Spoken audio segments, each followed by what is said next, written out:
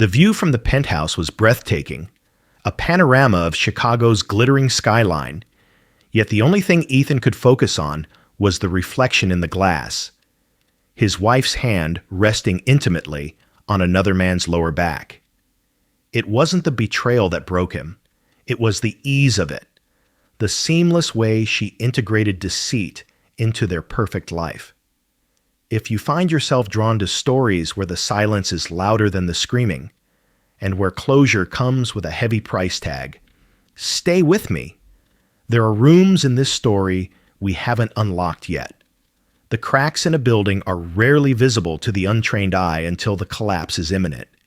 Ethan Caldwell, however, was trained to see them.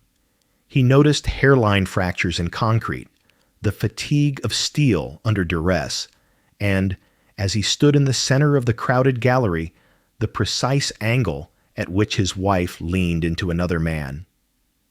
It was the opening night of Modern Decay, a collection of sculptures by Julian Vane. The air in the gallery was thick with expensive perfume, warm white wine, and the murmurs of Chicago's elite pretending to understand art they secretly loathed. Elena was radiant, holding court in a dress that shimmered like spilled mercury. She was the director here, the sun around which these minor planets orbited. Ethan stood by a pillar, nursing a glass of sparkling water. He watched her. He had been watching her for months, cataloging the changes, the new passcode on her phone, the late nights blamed on inventory checks, the way she flinched when he touched her shoulder in bed. Julian, the artist of the hour, laughed at something Elena said. It was a deeply intimate sound. Then it happened. A gesture so small, so fleeting, that anyone else would have missed it. Elena reached out and brushed lint from Julian's lapel. Her hand lingered, her thumb tracing the fabric for a fraction of a second too long, her eyes locking with his in a communication that bypassed language entirely. It was a look of possession. Ethan felt a cold, clinical clarity wash over him. His heart didn't race. His hands didn't shake. Instead, he felt the same resignation he felt when a project was deemed structurally unsound and had to be condemned. There was no fixing this. The foundation was gone. He placed his unfinished drink on a passing waiter's tray and checked his watch. 8:45 p.m. If he left now, he could beat the traffic back to the Gold Coast. He didn't say goodbye. He simply turned and walked out of the gallery, the heavy glass doors muffling the sound of Elena's laughter behind him. The drive home was silent. The city of Chicago rose around him, a canyon of steel and light, indifferent to his ruin. When he entered their apartment, the penthouse he had renovated with his own hands, choosing every tile, every fixture with Elena in mind, it felt like walking into a museum of a dead civilization. Ethan went to the bedroom. He pulled a single Toomey suitcase from the top shelf of the closet. He didn't pack everything. He didn't want everything. He packed 3 suits, his architectural sketches, his laptop, and the watch his father had given him. He left the wedding photos on the dresser. He left the cashmere sweaters Elena had bought him because she wanted him to dress more like the men in her magazines. He walked into the bathroom and looked at his reflection. He was 38 years old, successful, respected, and utterly hollowed out. He took his wedding band off. It left a pale indentation on his ring finger, a ghost of a bind. He placed the ring on the marble countertop, right next to Elena's expensive night cream. By the time he heard her key in the lock downstairs, she was early, perhaps coming home to change before the after-party. He was already by the service elevator. He heard the front door open. "Ethan?" Her voice echoed through the hallway, cheerful, oblivious. "Ethan, are you here? You vanished so quickly." He paused, his hand hovering over the down button. He could go back. He could scream at her. He could demand answers. He could beg. But architects know that you cannot build on a sinkhole. Ethan pressed the button. The doors slid open with a soft chime. He stepped inside, the darkness of the closing doors severing him from the life he had built. He walked away into the freezing Chicago night, leaving the heat on, the lights blazing, and the space ready for the man who would inevitably take his place. The silence in the penthouse was different now. It wasn't the peaceful quiet of a well-insulated luxury apartment. It was the vacuum left by a sudden departure. Elena Russo stood in the master bathroom, the harsh vanity lighting reflecting in her eyes. She picked up the platinum band Ethan had left on the marble counter. It felt cold, heavy, and final. There was no note. Ethan was not a man of dramatic letters or tearful voicemails. He was an architect. He dealt in physical absolutes. The absence of his toothbrush, his suitcase, and his ring was a statement more articulate than any speech. She felt a flash of irritation before she felt any grief. How dare he? How dare he walk out without a fight, without giving her the chance to explain, to manipulate, to win? She looked at her reflection. She looked tired. The gala had been a success. Julian's work was selling, and now this. Her phone buzzed on the counter. It was Julian. "Where are you? The after-party is dying without you." Elena stared at the screen.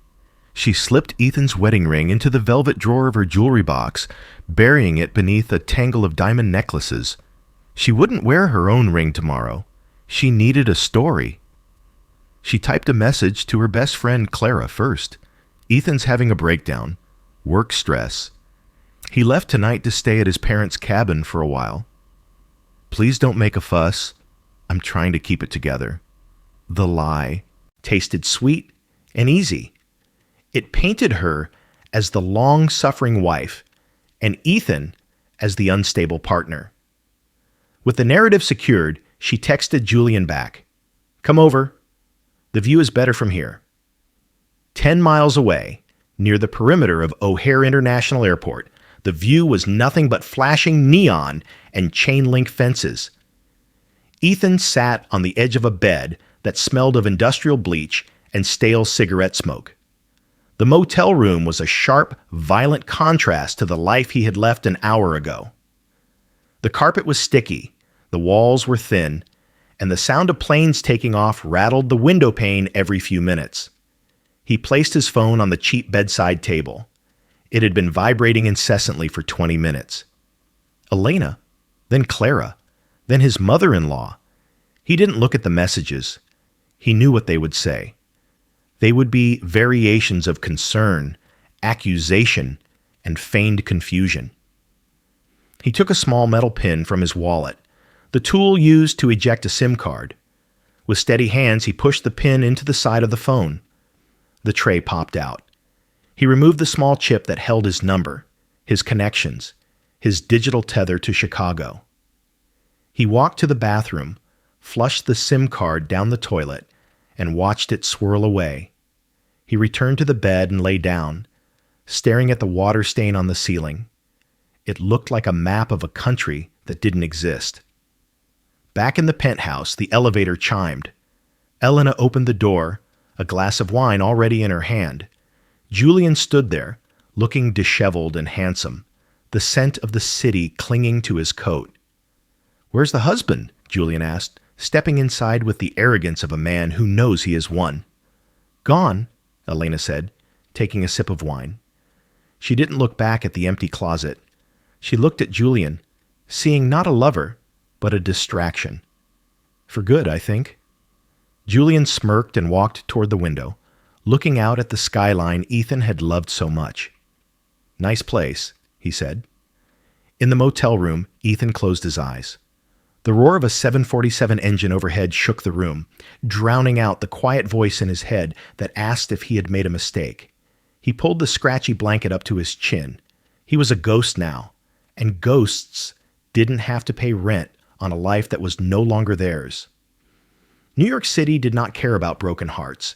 It only cared about leverage. In 3 years, Ethan had learned to speak its language fluently.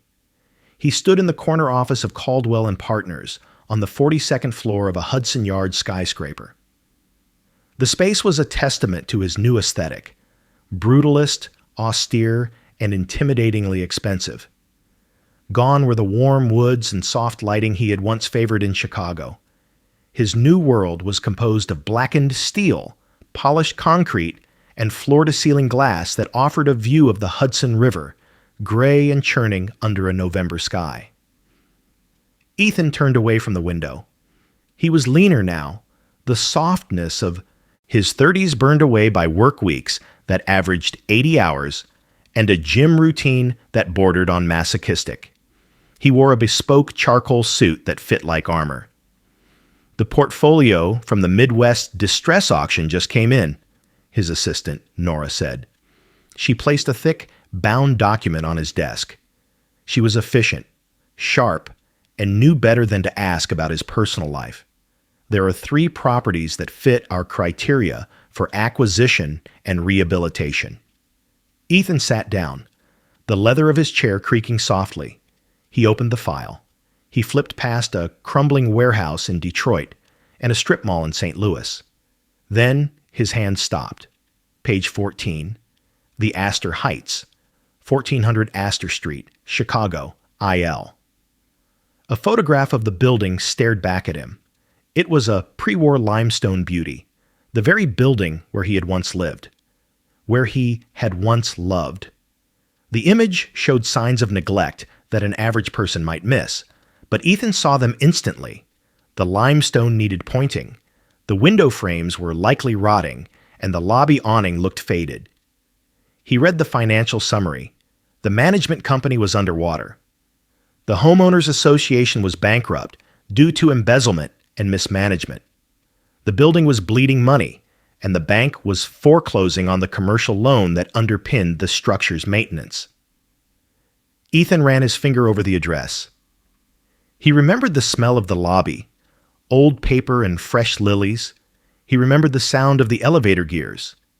He remembered the view from the penthouse. He hadn't spoken to Elena in 3 years. The divorce had been handled entirely by lawyers. She had fought for the apartment, and he had given it to her. It was the only way to ensure she signed the papers quickly. He had given her the asset, knowing she had no concept of the liability. And now, the liability was for sale. "Ethan?" Nora asked, noting his silence. "Should I flag the Detroit property? The yield looks promising." "No," Ethan said. His voice was calm, devoid of the tremor that had been there 3 years ago in a cheap motel room. "The Chicago property, the Astor." "It's high risk," Nora noted, glancing at the numbers. "The deferred maintenance costs are astronomical.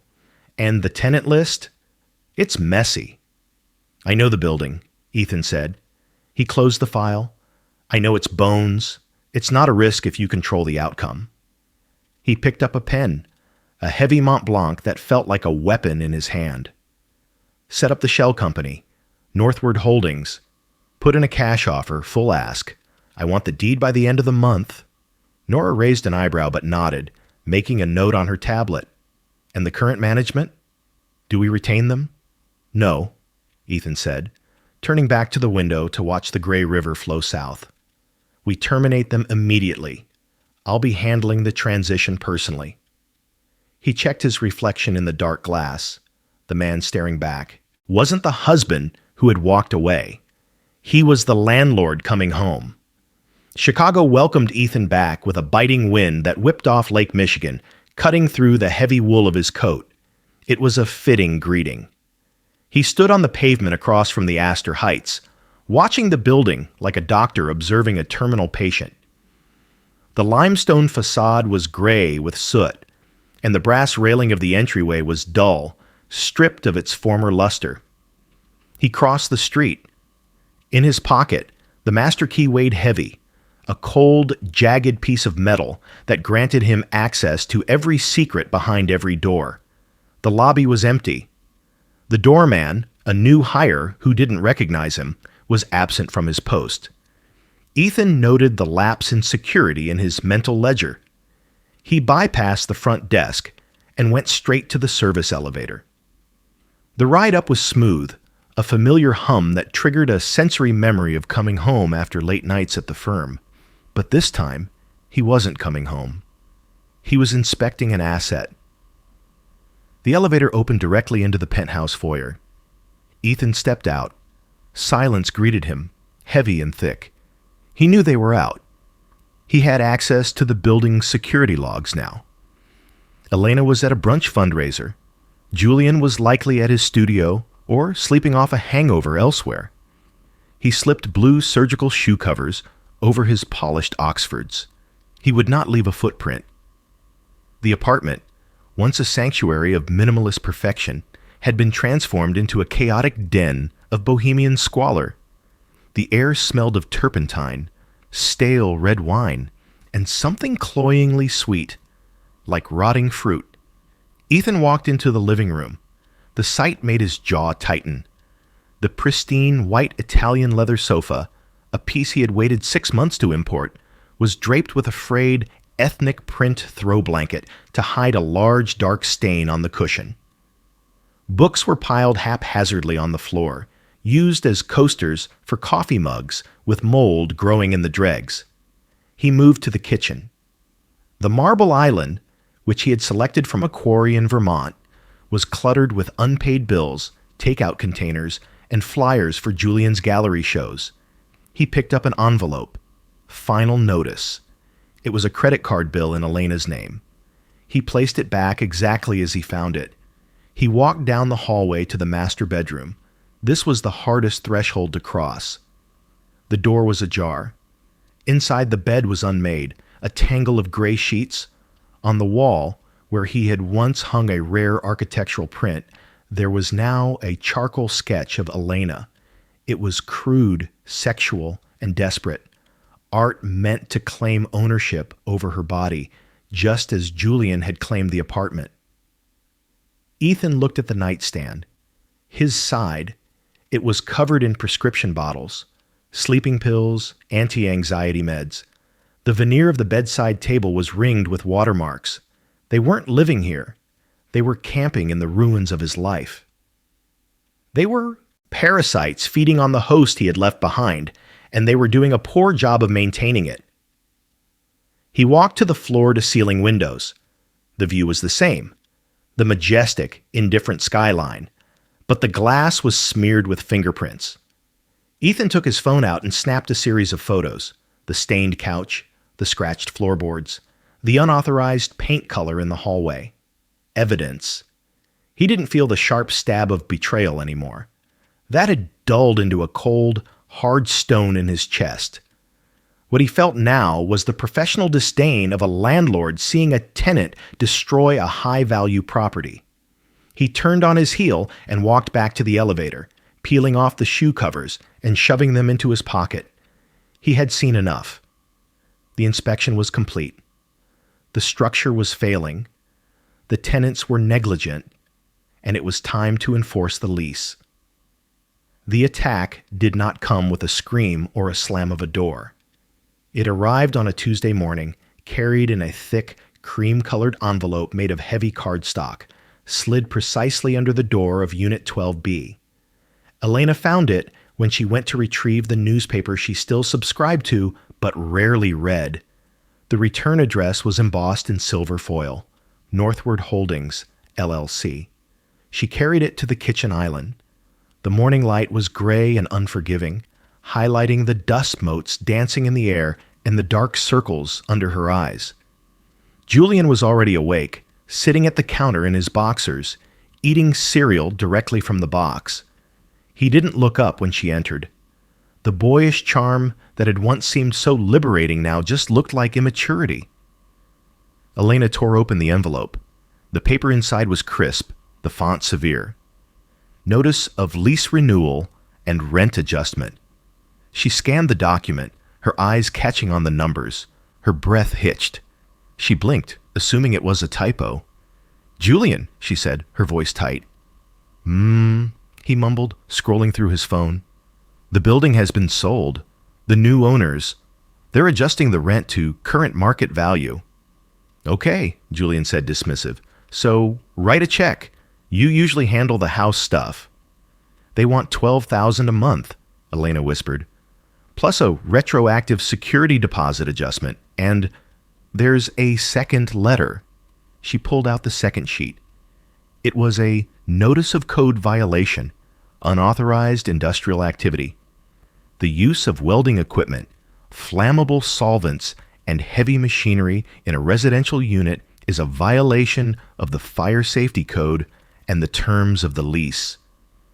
All industrial materials must be removed within 48 hours, or eviction proceedings will commence immediately. They want your studio gone, Elena said, looking up at him. Julian, they know about the welding gear. They're threatening to kick us out. Julian finally looked up, his spoon freezing halfway to his mouth. What? That's bullshit. I'm an artist. This is my workspace. Ethan never cared. Ethan isn't the landlord anymore, she snapped, the mention of her ex-husband's name tasting like ash. This is a corporation. They don't care about your art. They care about liability. Well, tell them to screw off. Use your lawyer voice, Julian said, his face flushing with the petulant anger of a child told to clean his room. And 12 grand? That's robbery. It's market rate for the Gold Coast, Elena said, the reality sinking in like a stone. Ethan owned the building's debt. We were paying maintenance fees, not real rent. I didn't realize... She stopped. She hadn't realized how much Ethan had insulated her from the world. He had built a glass dome over her life, and she had smashed it to be with a man who was currently licking milk off his chin while their world collapsed. We can't afford this, Julian, she said, her voice trembling. The gallery sales are down. My settlement money it's thinning out. So ask them for an extension, Julian said, standing up and dropping the cereal box on the counter. Milk splattered onto the marble. He didn't wipe it up. I have to go meet a collector. Don't stress, babe. You always figure it out. He kissed her on the forehead, a dry, perfunctory peck, and walked out of the kitchen. Elena stood alone in the vast, cold apartment. She looked at the letter from Northward Holdings. It wasn't just a bill. It was a noose. She looked at the spilled milk on the counter, then at the view of the city she was about to lose. For the first time in 3 years, she didn't feel like the protagonist of a romantic drama. She felt like a squatter waiting for the sheriff.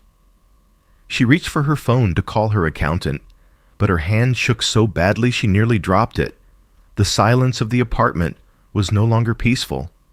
It was waiting for an answer she didn't have. Stress has a specific weight. For Elena, it felt like 10 pounds of lead sewn into the lining of her silk robe. She sat at the dining table, surrounded by spreadsheets she barely understood. The Northward Holdings deadline was 48 hours away. Across the room, Julian was dressing. He wasn't putting on his paint-splattered studio clothes. He was sliding into a velvet blazer, checking his hair in the hallway mirror, applying a dab of cologne that smelled of cedar and ambition. Where are you going? Elena asked. Her voice sounded thin, brittle. Networking event, Julian said, not meeting her eyes. Some gallery in the West Loop. New collectors. I need to get my name out there, especially if we have to, move. He said move the way one might say change tables at a restaurant, not lose our home. Julian, we need to talk about the rent, Elena said, standing up. I can't cover the $12,000 alone. Not with the gallery sales down. You said you had a commission coming in. Julian sighed, a sound of theatrical exhaustion.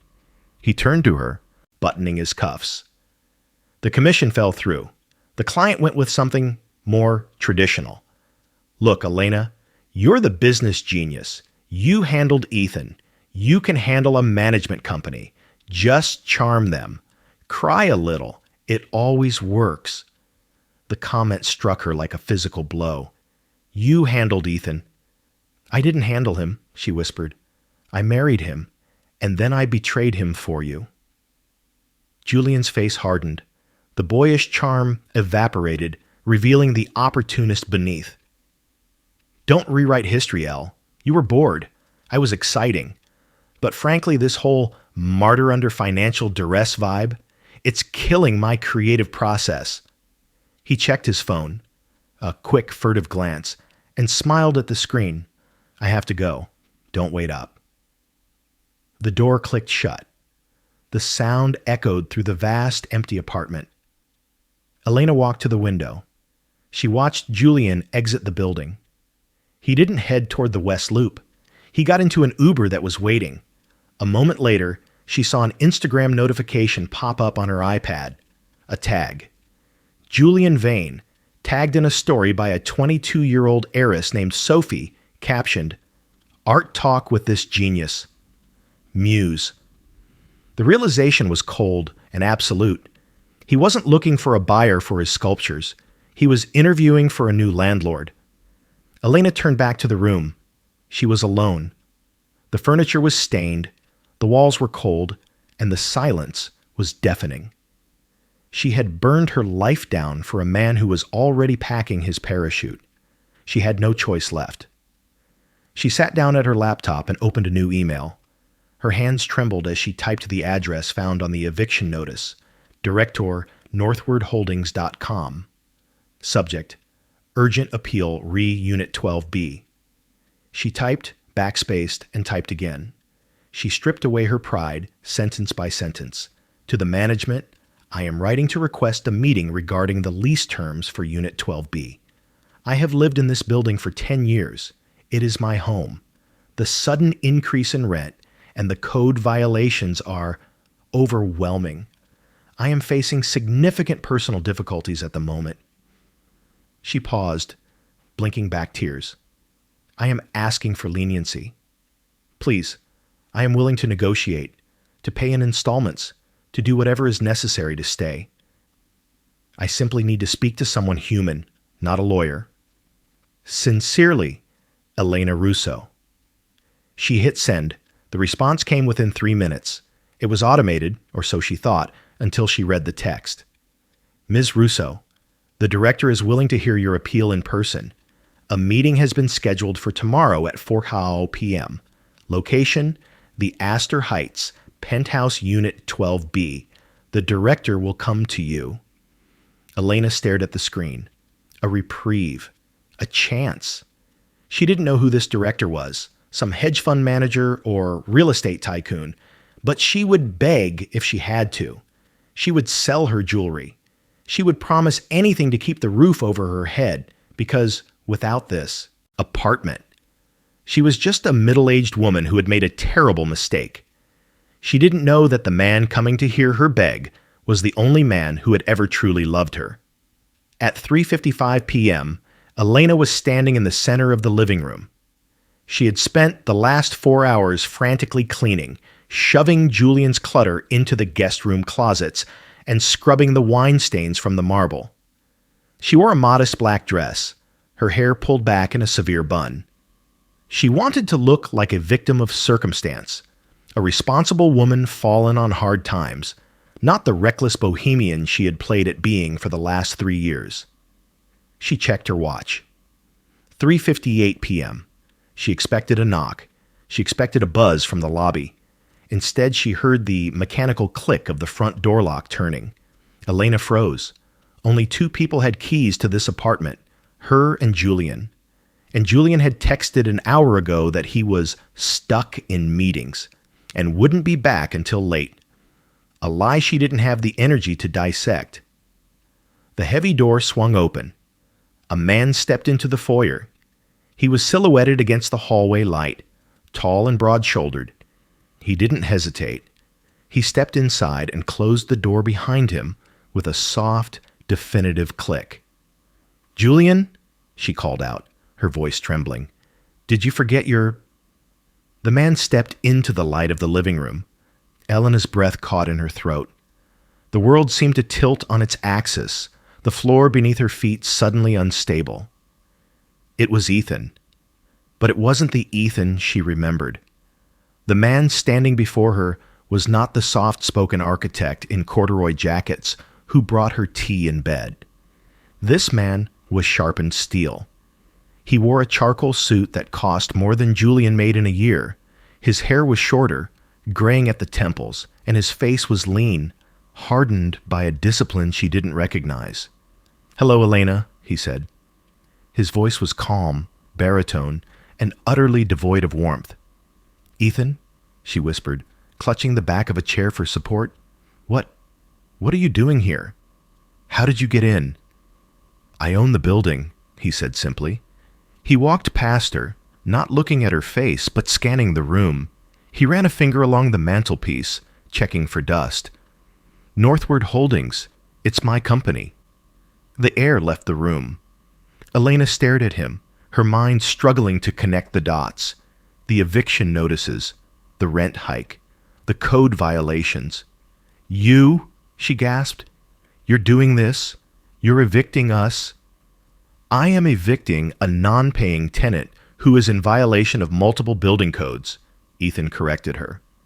He finally looked at her. His eyes were like the Hudson River in winter, gray, moving, and cold. "This is a business meeting, Elena. You requested an appeal." "Business?" Elena's shock gave way to a sudden, desperate hope. If it was Ethan, she could fix this. She could manipulate him. She took a step forward, softening her posture. "Ethan, please, it's me. Look at us. We were married. You can't just throw me onto the street because of what happened." Ethan didn't flinch. He didn't step back. He simply watched her performance with the detached interest of a critic. "I'm not throwing you out because of the past," he said. "I'm evicting you because you've ruined the asset." He pulled a file from his briefcase and tossed it onto the coffee table. It landed with a heavy thud. "Unpaid rent for 3 months prior to acquisition. Unauthorized subletting of commercial space for industrial welding. Destruction of property." He gestured to the stained white sofa. "You took a masterpiece, Elena, and you turned it into a squat house." "I loved you," she cried out, the tears coming easily now, half real, half weaponized. "I made a mistake, yes, but I loved you once. Doesn't that mean anything?" "It means you knew the value of what you had," Ethan said, "and you sold it for a counterfeit." He checked his watch, a Patek Philippe that glinted in the afternoon sun. "Your appeal is denied. You have 24 hours to vacate. If you are not out by noon tomorrow, the sheriff will remove you physically." He turned to leave. "Ethan," she screamed, the facade breaking. "Julian is leaving me. I have no money. I have nowhere to go. Please, just give me a month. Just 1 month." Ethan paused at the door. He looked back at her, standing alone in the room he had built for her, surrounded by the debris of her choices. "Julian isn't leaving you because of the eviction, Elena," Ethan said, his hand on the doorknob. "He's leaving you because the host is dying, and I'm just cutting off the blood supply." He opened the door. "Leave the keys on the counter. I'll change the locks myself." The sound of a moving truck's hydraulic lift whining in the alleyway below was the only noise that penetrated the glass. Inside Penthouse 12B, there was only the echo. Ethan stood in the center of the living room. The space was vast, terrified by its own emptiness. The movers, hired by Northward Holdings to assist the delinquent tenants in a speedy exit, had finished an hour ago. Elena had left 10 minutes before them. She hadn't screamed. She hadn't cried. She had simply walked out with 2 suitcases, looking small and defeated, without glancing back at the man standing by the window. Julian had not shown up to help her pack. Now, the apartment was a white box. The afternoon sun stretched across the hardwood floors, illuminating the scars left behind. The deep scratches where the sofa had been dragged, the discolored rectangles on the walls where art had hung, the stain on the marble counter that no amount of scrubbing could fully erase. Ethan walked the perimeter of the room slowly. He was an architect. He understood that a structure retained the memory of its inhabitants. The walls held the vibrations of their arguments. The floors held the weight of their secrets. But now, Stripped of the bohemian clutter and the pretension, the apartment was just volume and light. It was no longer a home. It was square footage. He walked into the master bedroom. The closet doors were open, revealing empty shelves. On the floor, in the corner, lay a single forgotten object, a silver earring. He recognized it. He had bought it for Elena in Paris 5 years ago. He bent down and picked it up. It felt light, insignificant. He didn't feel the ache of nostalgia he expected. He felt nothing. It was just a piece of metal, shaped by a memory that no longer applied to him. He placed the earring on the windowsill. The next cleaning crew would sweep it away, just as they would the dust. His phone buzzed in his pocket. It was Nora, calling from New York. "The eviction is confirmed?" she asked, her voice crisp and professional. "Confirmed," Ethan said. "The unit is vacant." "Excellent. I have the renovation team on standby for Monday. We can have it repainted, staged, and back on the market by the 1st of the month. Given the location, we should see a 30% return on the flip." "Do it," Ethan said. "Sell it." You don't want to keep it?" Nora asked, a rare note of surprise in her voice. "I thought this acquisition was personal." Ethan looked out at the Chicago skyline one last time. The sun was setting, casting long shadows over the lake. It was a beautiful view, but he had seen it enough. "It was personal," Ethan said. "Now it's just an asset, and I'm liquidating it." He hung up. He walked back to the foyer. He took the master key, the heavy, jagged piece of metal that had felt like a weapon yesterday, and placed it on the kitchen counter. He wouldn't need it anymore. The new owners would change the locks. Ethan Caldwell stepped out of the apartment. He pulled the heavy door shut. The latch clicked. A sharp, final sound that severed the past from the present. He walked down the hallway to the elevator, his footsteps steady on the carpet. He pressed the button for the lobby. He didn't look back at door 12B. He had designed the perfect life there once, but he had learned the most important lesson of architecture. Sometimes, the only way to fix a condemned structure is to bulldoze it and build somewhere else. The elevator doors opened. Ethan stepped inside, ready to catch the evening flight back to New York.